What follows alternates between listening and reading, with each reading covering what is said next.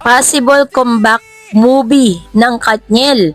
Abay, pinag-uusapan online ang lahat ng yan. But before that, if you haven't subscribed yet to my YouTube channel, please don't forget to like, share, and subscribe at hit mo na rin ang notification bell for more showbiz updates. Bago tayo of course magpatuloy sa ating updates for today's video, nais ko pong pasalamatan kayo for always watching and trusting this channel. Thank you so much sa inyong laging panonood at palagi ang pagsubaybay sa mga updates po natin.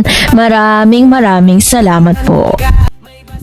Posible ba ang comeback project ng Katniel? Ang sagot, oo. Pero maraming kailangan magtagpo bago ito tuluyang mangyari. Meron pong mga malalalim at balansing pagtatalakay kung gaano ka posible at bakit posible, anong ang mga hadlang at paano ito maaaring mangyari. Isang buong larawan ng sitwasyon ng Katniel, comeback sa kasalukuyan. Posible ang comeback ng Katniel, ngunit hindi ito basta-basta. Kailangan ng timing, malinaw na personal boundaries at isang proyektong may saysay sa kanilang bagong yugto bilang mga individual na artista. Sa mahigit isang dekada, ang Katniel ang tambalan ni Catherine Bernardo at Daniel Padilla ay hindi lamang love team kundi isang cultural na institusyon sa Philippines showbiz. Mula Princess and I hanggang The House of Us, napatunayan nilang kaya nilang umantig ng masa, magdala ng box office records at lumika ng emosyonal na koneksyon na bihira sa industriya. Kaya't nang pumutok ang balitang paghiwalay nila, sila bilang magkasintahan, hindi lamang ito personal na usapin. Isa rin itong pampublikong lindol. Natural lang na itanong ngayon ng fans at ng industriya, may pag-asa pa bang magbalik ang Katniel sa isang project? Bakit posible ang Katniel comeback? Una, professionalismo at mature na pananaw. Isa sa pinakamalakas na dahilan kung bakit posible ang comeback ay ang professionalismo ni Catherine at Daniel. Sa kabila ng personal na pinagdadaanan, pareho silang nananatiling maayos sa trabaho, tahimik at walang public mudslinging. Sa showbiz, hindi na bagong magkarelasyon, naghiwalay pero muling nagsama sa proyekto. Kung parehong handa at sa maturity na ipinapakita ng dalawa, hindi malayong mangyari ito. Hindi rin isinasara ang pinto. Walang malinaw at direktang pahayag mula sa alinman sa kanila na nagsasabing hindi na kami magsasama sa kahit anong project. Ang kawalan ng ganitong deklarasyon ay mahalaga. Sa wika ng showbiz, ang silence ay kadalasang open-ended possibility. Ibig sabihin, hindi pa sarado ang pinto. Malakas pa rin ang brand value ng Katniel. Maging sa panahon ng katahimikan, nananatiling malakas ang pangalan ng Katniel sa social media, sa nostalgia post at sa tuwing nababanggit ang kanilang mga pelikula, laging may engagement, may discussion at may emosyon. Para sa producers at network, ang Katniel ay low-risk, high-impact brand. Kung maayos ang paghawak, uso ang reunion project. Sa kasalukuyang takbo ng entertainment industry, patok ang reunion projects.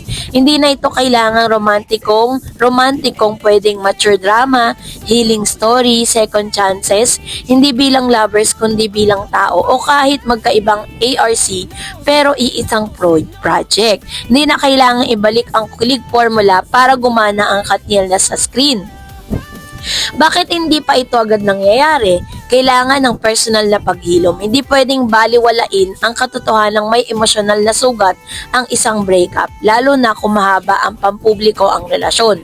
Bago ang anumang reunion project, kailangan buo na ang loob, klaro na ang boundaries, walang unresolved personal pain.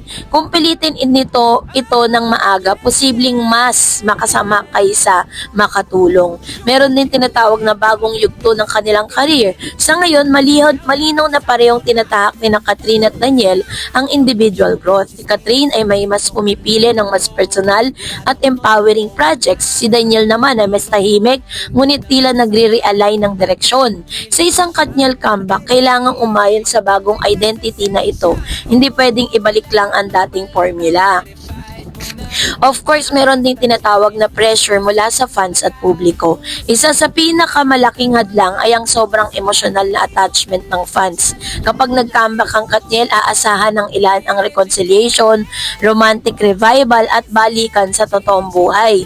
Kung hindi malinaw ang intensyon ng project, maaaring mauwi ito sa maling interpretasyon at bagong issue. Ano nga ba ang pinakaposibleng uri ng Katniel comeback? Kung mangyayari man, ito ang realistic na senaryo, isang mature film or limited series. Hindi teeny bopper, hindi overly romantic. Isang kwento ng dalawang taong may shared past, magkahiwalay na landas, ngunit muling nagtakbo para sa closure o healing. Itong uri ng project na swak sa maturity ng Katniel ngayon. Meron ding tinatawag na special project or anniversary film. Isang one-time well-curated project, hindi serye, hindi sunod-sunod, parang tribute sa kanilang pinagsamahan, hindi reboot ng relasyon. Hindi agad pero hindi rin imposible.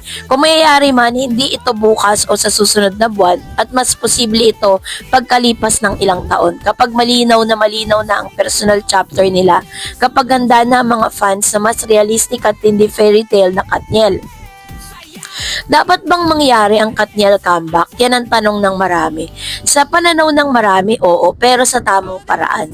Hindi kailangang ipilit ang nostalgic kung hindi pa ito healthy. Ang pinakamagandang Katniel comeback ay hindi yung magpapabalik sa nakaraan, kundi yung nagpapakita ng paglago bilang artista at bilang tao.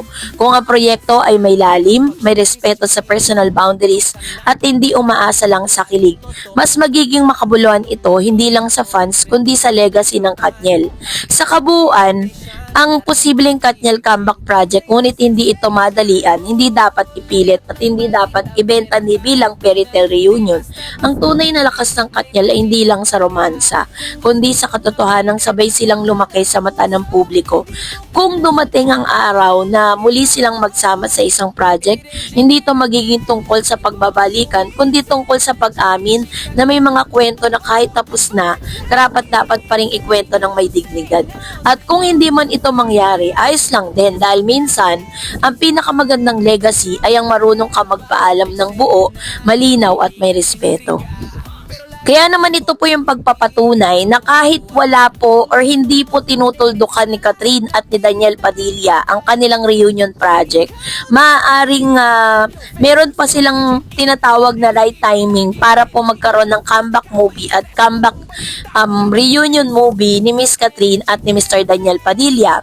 Hindi po iniaalis sa kanilang sistema or sa kanila pong realidad na darating ang panahon na magkakaroon pa rin sila ng chance sa makatrabaho, pero hindi na para pakiligin ang ilan sa mga fans at para po muling pa-ignite, i-ignite yung kanilang naging ended relationship. So, they are really a professional one, kaya naman alam ko po na darating pa rin ang panahon na magkakaroon sila ng another comeback project para po pasayahin ang lahat ng mga fans na minsan silang minahal ng 11 taon from day 1 hanggang ngayon na may kanya-kanya na silang sariling relationship. Kaya naman sa mga Katniel, kailangan lang maging patience po tayo sa paghihintay. So that's it for today. For more videos and updates, please don't forget to like and subscribe, and please don't forget to follow my Facebook page, Dareds TV and Dareds channel. God bless everyone.